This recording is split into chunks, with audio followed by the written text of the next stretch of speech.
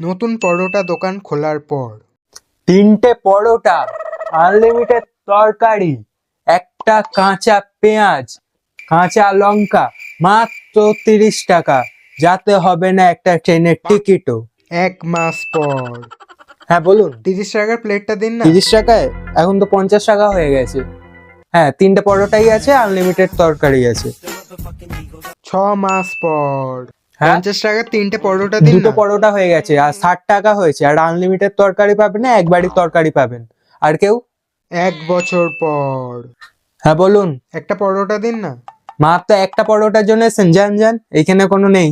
Famous হবার পর এখন একটা প্লেটের দাম 100 টাকা, আর দুটো পরোটা পাওয়া যাবে, আর আনলিমিটেড তরকারি কিছু নেই, আর পেঁয়াজও পাওয়া যাবে না, এক চামচ তরকারি পেয়ে যাবেন। বাট আপনি কি ফুড ব্লগার? না না।